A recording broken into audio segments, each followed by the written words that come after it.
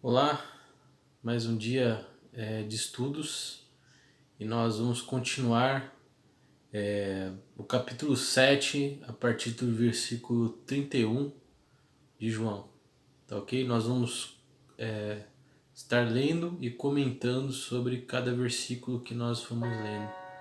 Espero que esse vídeo contribua para o seu crescimento espiritual e não deixe de deixar o seu like, deixar o seu comentário, isso é muito importante para a gente saber se realmente estamos contribuindo aí para o seu crescimento espiritual, tá bom? Então nós vamos começar a partir do versículo 31.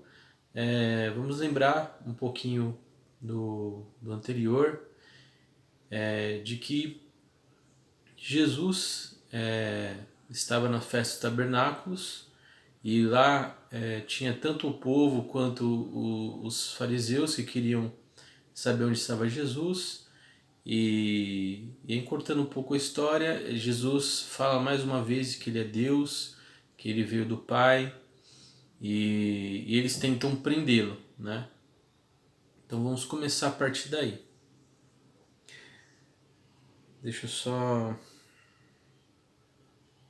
posicionar aqui o versículo.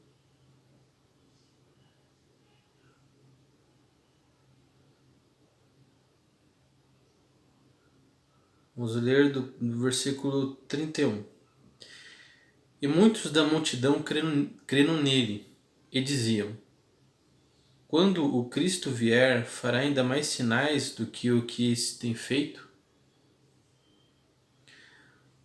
Os fariseus ouviram que a multidão murmuravam dele essas coisas, e os fariseus e os principais sacerdotes mandaram servidores para o prenderem. Então aqui no caso eram soldados, né?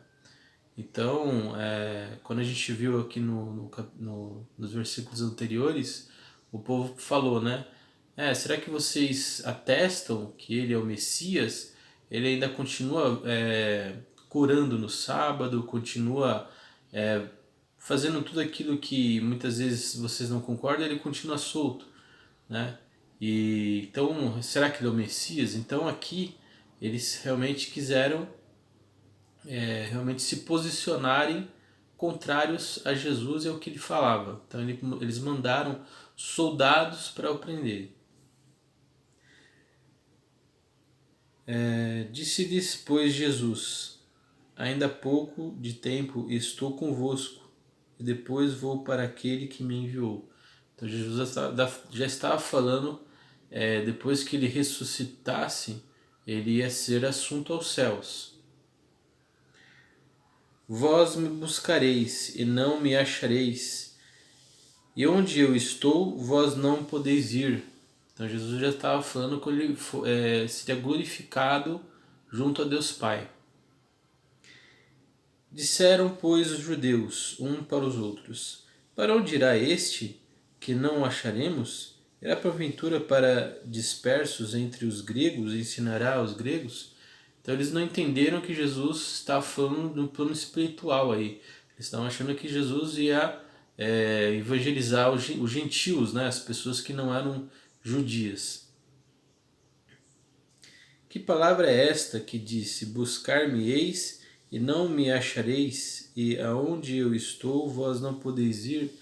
Então eles estavam questionando Jesus, eles não tinham certeza do que Jesus estava falando. E no último dia, o grande dia da festa, Jesus pôs-se em pé e clamou dizendo: se alguém tem sede, venha a mim e beba. Então Jesus, devido no começo da festa, os judeus fariseus estavam querendo achá-lo para prendê-lo. Então ele se posiciona no meio da festa para falar da palavra, para pregar a doutrina. E o que acontece? Depois, no último dia da festa, Jesus também ele se levanta para falar. E ele fala da questão aqui da água, né? Tem alguns estudiosos que falam que Jesus cita essa água porque no último dia né, existia uma tradição que se derramava a água na vasilha do templo. Isso era para agradecer a Deus pela colheita, pelas bênçãos que Deus dava e a dependência de Deus, né? Eu já não concordo com essa visão, até porque no decorrer aqui da história, Jesus, o texto fala que essa água que estava se referindo ali era o Espírito Santo que seria dado aos apóstolos, às pessoas, no dia de Pentecostes, que era o dia onde o Espírito Santo desceu depois de algum tempo que Jesus teve a sua ressurreição e assunto ao céu, né? Quem crê em mim, como diz a Escritura, rios de água viva correrão em seu ventre. E disse ele do Espírito que havia de receber os que nele crescem, por Espírito Santo ainda não fora dado, porque ainda Jesus não ter sido glorificado. Então precisava que Jesus fosse glorificado, né? Ou seja, ele assunto aos céus e cumprido, né, diante de Deus Pai, o propósito dele de morrer por todos, né, para a salvação de todos e ter vencido, né? Então muitos da multidão, ouvindo essas palavras, diziam: verdadeiramente esse é o profeta. Então a gente pode perceber aqui que mesmo de tudo que Jesus falou, de todos os sinais que Jesus realmente fez, eles nem viam ele como Cristo, eles viam ele como profeta ainda. Então você vê a cegueira espiritual do povo, né? Jesus falando que ele veio do Pai, o ensino dele, a doutrina dele veio do Pai. Ele foi enviado pelo Pai e ainda viu ele como um profeta. Outros diziam: este é o Cristo. Mas diziam outros: vem, pois, o Cristo da Galileia? Então você vê que há uma divisão, né? Uns falavam que ele é o profeta, outros falavam que ele é o Cristo, e aí outros questionavam: será que vem Cristo da Galileia? Eles realmente não sabiam a origem de Jesus. Se eles perguntassem a Jesus aonde ele nasceu, eles iam saber que ele veio de Belém, que ele nasceu em Belém, e ele cumpriu a profecia, né? Então aqui o povo estava bem dividido. Não diz a Escritura que o Cristo vem da descendência de Davi e de Belém, da aldeia de onde era Davi? Então, assim como nos versículos, em outras passagens, né, onde Herodes pergunta para aqueles reis que vieram do Oriente, onde o Cristo nasceria, né? Então, na verdade, ele não pergunta para os reis, ele pergunta para os sacerdotes. E os sacerdotes falam que vem de Belém, né? Então, quando chegaram os reis, ele já perguntou, né? Para onde vocês vão, né? Então, ali o povo já sabia que Jesus, que o Cristo viria de Belém, porque já era profetizado, né? Então, se eles perguntassem para Jesus, eles saberiam que ele era o Cristo, que ele era o Messias.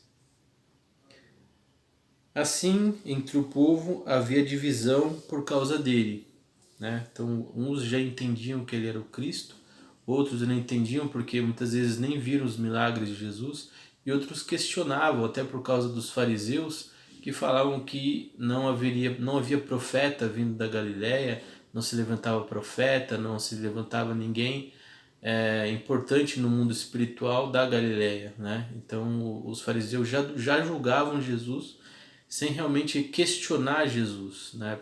Até porque Jesus questionava as intenções e ações dos fariseus, né? Então, assim, por Jesus questionar a autoridade deles, então tudo que Jesus falava eles já viam com algo que não era verdadeiro, já viam ele como impostor.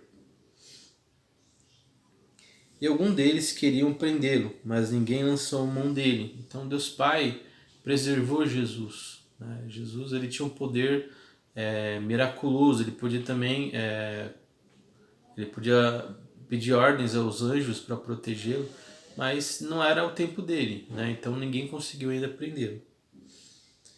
E os servidores, que aqui no caso eram os guardas, foram ter com os principais sacerdotes e fariseus, e eles lhe perguntaram: por que não o trouxeram? Então os fariseus perguntaram para os soldados: por que vocês não trouxeram Jesus, né? Para que a gente pudesse, vamos dizer assim, apedrejá-lo ou alguma coisa nesse sentido, ou acusá-lo. Responderam os guardas, né? Nunca nenhum homem falou assim como este homem. Então Jesus falava com a autoridade dele, né? Jesus realmente, ele era eles nunca, Jesus, esses homens, porque assim, é diferente você ver um homem falando comumente e Jesus falando com tal autoridade que realmente impressionava a todos, né? Responderam-lhe, pois, os fariseus: também vós fostes enganados? Creu nele, porventura, algum dos principais ou dos fariseus?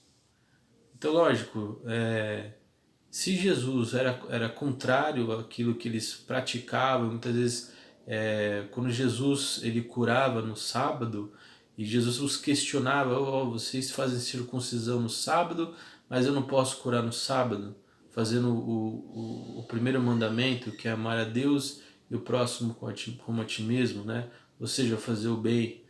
Então, assim, era mais importante fazer uma circuncisão do que fazer o bem, que é a doutrina principal, né, do cristão, né? Você fazer o bem ao próximo, porque nós somos o braço de Jesus nessa terra, né? Deus não vai sair e vai levar um alimento para o mendigo da rua, não vai visitar o presidiário. Ele depende, nós somos o braço de Deus nesse mundo, né? Quem tem Jesus, quem tem Deus dentro de si, realmente vai aceitar isso como uma responsabilidade sua em realmente fazer esse mundo melhor, né?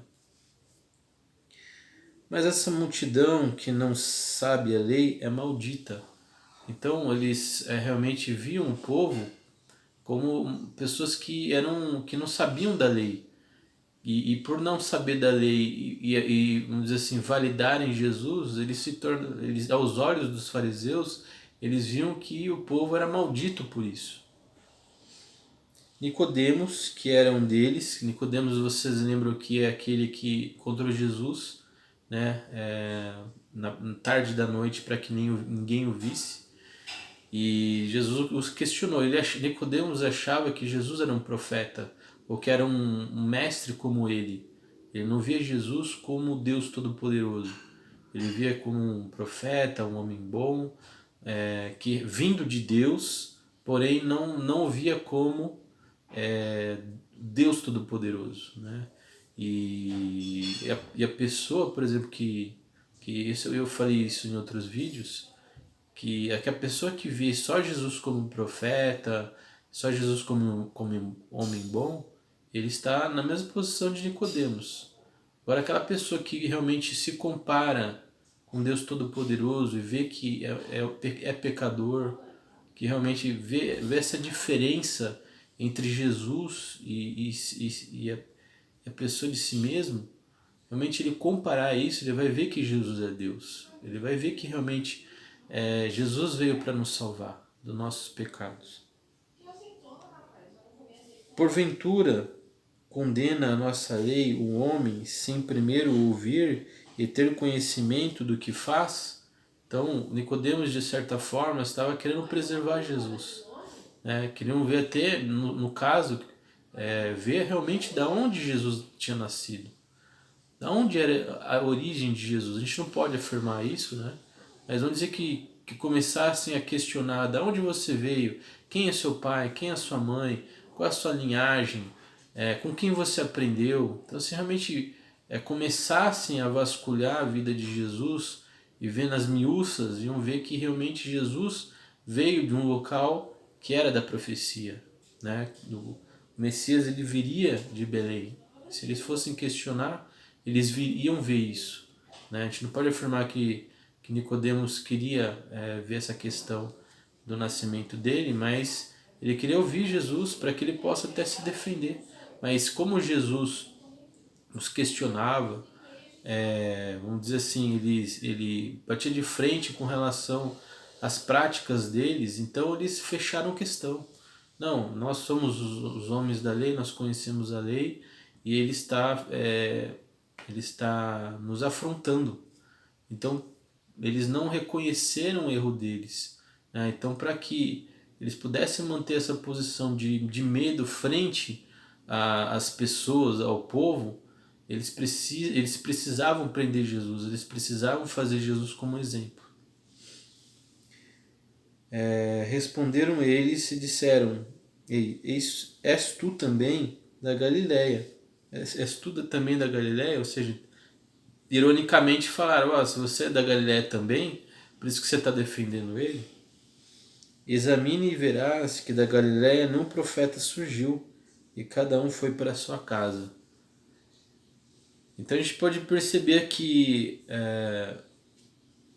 os fariseus, assim, por aquela hora, eles não falaram: guardas, voltem lá e prendam Jesus. Até porque Jesus, a gente pode afirmar, mas talvez ele nem estava mais lá, né? Mas eles chegaram eles não chegaram, por exemplo, a um consenso total, porque Nicodemos pensava de forma diferente deles.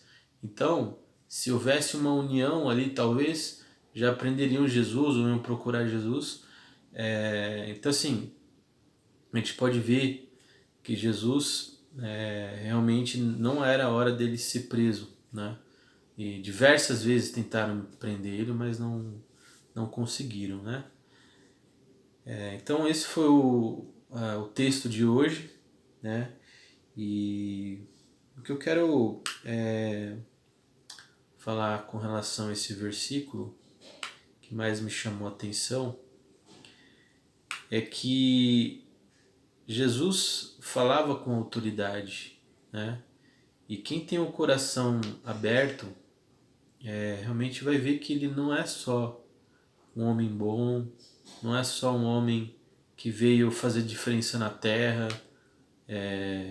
Realmente ele é o próprio Deus, né? Ele realmente ele não veio só como porque os judeus eles pensam que o próximo Messias vai ser como um Moisés. Eles não veem o próximo Messias como um Deus, né? Porque eles acreditam que só existe um Deus, né? E esse homem seria como uma libertação do povo de Israel, né? Ele iria os defender e realmente trazer paz. Porque vocês veem, né? Até ultimamente, Israel não tem paz. Eles investem bilhões em proteção e segurança porque eles não têm essa segurança. Realmente o povo judeu é odiado, né? Principalmente onde eles vivem, então eles realmente não têm paz. Então eles estão procurando o Messias, né? O Messias vinha assim como Moisés para trazer paz ao povo judeu, né? Para realmente libertar o povo judeu dos seus inimigos. Então eles esperam um homem versado em guerra, versado na parte religiosa, versado em várias frentes, assim como Moisés fez para os libertar, né? E Jesus veio com uma proposta totalmente diferente. A libertação que Jesus veio trazer é uma libertação espiritual, né? Uma libertação onde você se sente amado por Deus. Será que hoje você realmente se sente amado por Deus? Será que hoje você pode realmente experimentar que você é amado por Deus? Você realmente se sente assim? Isso é importantíssimo para realmente você ter uma vida transformada. Se você não se sente amado por Deus, você simplesmente não vai experimentar paz, né? E Jesus te ama. Ele veio do céu, se esvaziou de toda a sua glória por você. E tal amor a gente realmente não pode menosprezar. Ele veio para que realmente você não sofresse. Porque quem realmente não sente esse amor, não concorda com esse amor, essa pessoa é uma das mais infelizes do mundo. Então, eu sugiro que você reflita nisso.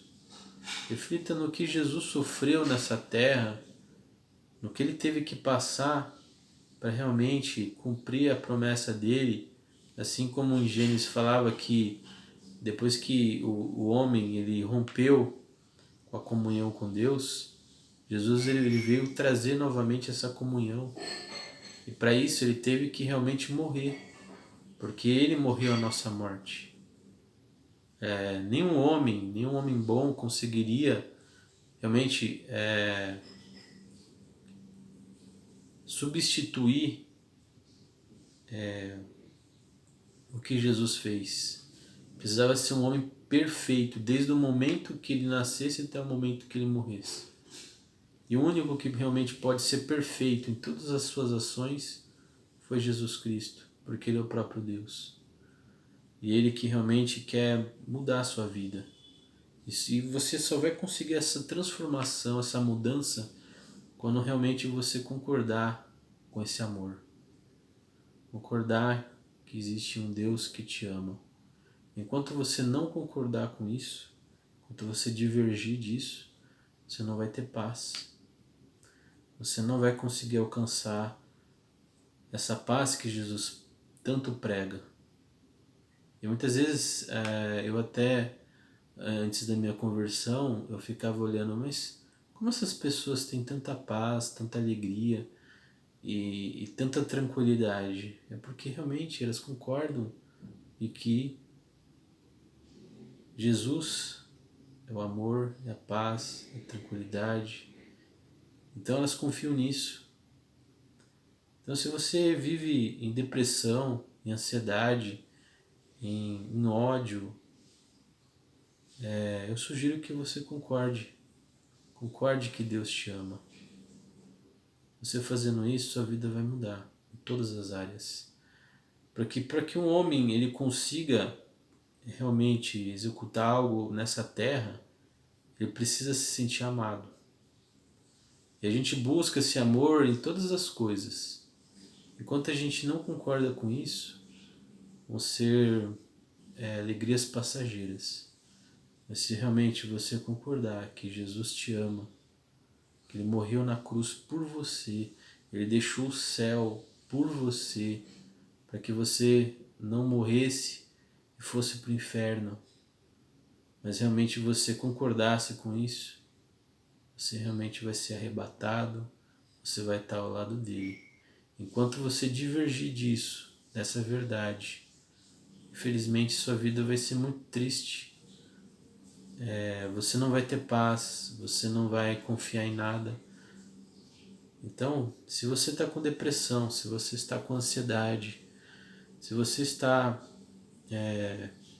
com todo tipo de problema, creia nessa verdade, que Jesus te ama. Seu pai pode não te amar, seus irmãos podem não te amar, a